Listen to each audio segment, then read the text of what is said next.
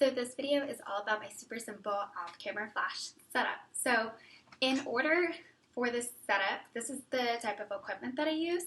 I personally have 3 flashes at most weddings. I will keep one on my camera, that's kind of the master flash, and then I'll have one off camera. Depending on what the reception space looks like, if it's really big and really dark, and there's no ceilings to bounce light off of, then I'll have one flash on my camera, and then I'll have 2 flashes set up on stands on either corner, and there would be one on the left side, one on the right side, and I would photograph pretty much from the middle one facing my 2 light stands that are bouncing light towards me. So the main one that sticks on my camera is my SB900. This is a master flash, so if you actually look on the dial, it says there's like a setting where it says master. So all that means is that if I have my flashes all hooked up together, then this guy, I can control the settings and how much light my other 2 ones that are off my camera, how much light they're putting out by just adjusting the numbers and the settings on my main master flash. I used to have the SB600, which doesn't allow you to, it doesn't have a master mode, so it doesn't let you set your off-camera flashes light settings. So in that, what I used to do was I would just set that main on-camera flash power, and then I would go and manually set my 2 off-camera flashes powers when I was using the old flash. I think the old one is probably, I want to say, $150 to $300 versus the SB900, and the master ones are definitely a little bit more expensive.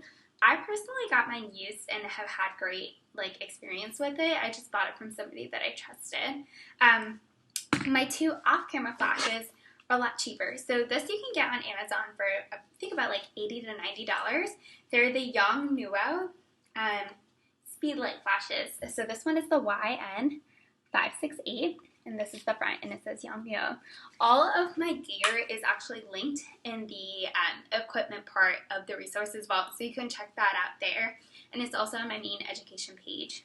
So you can get the direct links to buy these off of Amazon, and so you get the exact equipment that I use. So again, I have 2 of these guys to go off camera. I use light stands. These are the Fovitec light stands. A little note that I didn't realize when I was first purchasing stuff is the top part is actually called a flash bracket, and it is bought separately than most light stands. So you have to buy this guy separately than these main light stands. The light stands will generally just come with this, but not come with the actual part that you can attach your triggers to if you're using triggers for your off-camera flash setup, which is what I use. So this is generally about $10. I would recommend getting one that has a metal component at the top rather than plastic, because the plastic ones do tend to break and they don't hold your flashes as sturdily as the metal ones do. So definitely make sure you look at the equipment for the link for this guy as well. But this is generally on here. My flash stands, again, I use the Fovitec ones. They are sturdier than the newer flashes. They're probably not the sturdiest ones, like the Manfrotto flash stands. Those are around about $100 a piece, but they are super, super sturdy. I somewhat prefer the Fovitec ones just because they're lighter to carry around, and I will generally use 2 depending on the space. So I like having the lighter stands, but make sure that you get the ones that extend up at least, I would say, 8 to 10 feet, so they can kind of be above the crowd, and your flash isn't staring you back in your face and bouncing the light super at a low level. You want it to kind of be above and pointing down back towards you, like a natural light source would be. Your natural light source wouldn't be at your face level. It would generally be a little higher. So these are the light stands that I use. I use these little guys. They're also by Yongnuo, and they're triggers, and they will just help me sync up all my flashes together. So this guy, it has a bunch of different channels, so when you turn them on, you want to make sure, so this one is on C2A. You want to make sure that when you turn on all your triggers that they're on the same group and channel. So this is also on C2A. And if you hit test on the left, they should both light up at the same time. I don't know if you can see that. Just like that. So what I do is to set everything up, I make sure that everything is off. I'll slide one trigger onto my main camera, screw that in, you screw to the left to lock it, and then I'll put my main master flash on top of that trigger on my camera. And then make sure you lock your flashes as well, because otherwise they will fall off. There's like a little switch towards the back. That's the little lock. It's like right down here. And then I will turn things from the top to the bottom on. So I'll turn my flash on first, I'll turn it into the master mode, and then I'll turn on my trigger, and then I'll turn on my camera. Alright, so once I have that guy set up, I'm just going to put this right here. It's a little heavy. So what I'm going to do is I'm going to put my one off-camera flash onto my one trigger. I'm going to screw it in, screwing it to the left at this little dial to lock it in place, and then I would put this guy on this camera stand. And make sure that it's like really sturdy and this isn't wobbling around before you extend your entire flash up so that it doesn't like fall out of the bracket or something like that. And just make sure that everything is really nice and tight before you extend everything up. And then again, same thing, I'm going to power it top to bottom. So this one's on, the flash is on, right here. If I do a little pilot, there you go. Turn the trigger on. Same thing goes for the other guy. I don't know if you guys are going to be able to see all three in here, but I'm going to put this guy on this trigger. I'm waiting for this little light on the back that says pilot to turn red. Okay, this one's good to go. So now, if I fire this one, all of them go off.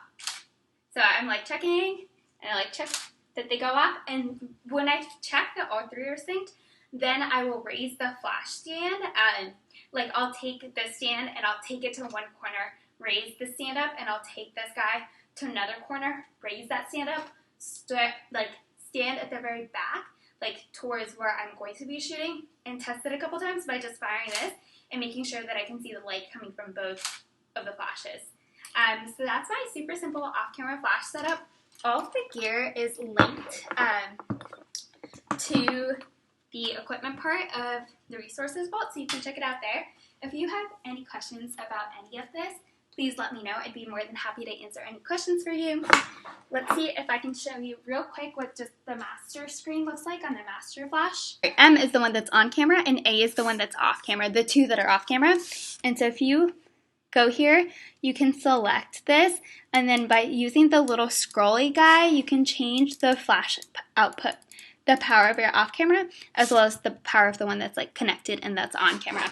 So you can do that from like anywhere across the room without having to like walk up to your light stands to change the power. So that's real quick my off-camera flash setup for sessions. If I'm doing an exit, the way that I set that up is I will have everything that's on my camera just as it's on my camera, but I will generally have my second shooter, I'll have them take one of these flash stands and I'll pull this guy off of here. So I will just have them hold the combination of the trigger and the flash, and I have them point it down like this. So I'll have them point it down like this, or point it just slightly up, just like this, and I'll have them behind the bride and groom. So this would be the second shooter. The bride and groom would be here, and then I would be like further up, shooting back, so that this guy's like bouncing some fill light behind the couple. And then I also have this flash in front of the couple, lighting up the couple. So this is lighting up the background, this is lighting up the couple. And I kind of just have them crouch behind the couple and like walk up with them too, so that as the couple is walking towards me, it's not like all my front camera flash. It's still even with having some in the background and having some from the front. So generally, settings-wise, I will keep my main flash at 1/32, and then I will also, sometimes I'll pull it up to 1/16 if it's really, really dark and like the ceiling, like there's no ceiling to bounce flash off of. This will be at 1/16 or 1/32. My two off-camera flashes will generally just say at 1/32 throughout the entire reception. Again, if it's a really, really big space and they need to be a little bit at a higher power, I'll do 1/16. But I find that with that combination of having this guy at 1/32 and these guys at 1/32, I generally don't have to change the batteries on either the flashes or the trigger throughout the entire reception, unless I'm at the reception for I'd say over 3 hours. Then I always have backup batteries just in case, but I found that combination doesn't wear them out too much. I do bring a spare set of batteries for everything that's in here. I also have linked in the equipment. It's called I can't remember if it's Eneloop or Panasonic, but it's a bag charger, so it'll charge 16 flash batteries at one time. And then I also have 2 smaller chargers that hold 4 batteries, so I can charge a lot of batteries all at once, and I don't have to constantly spend half a day checking on my battery chargers to make sure that I have enough space to charge everything at once. But that's my entire off-camera flash setup. If you have any questions again on any of that, be sure to let me know.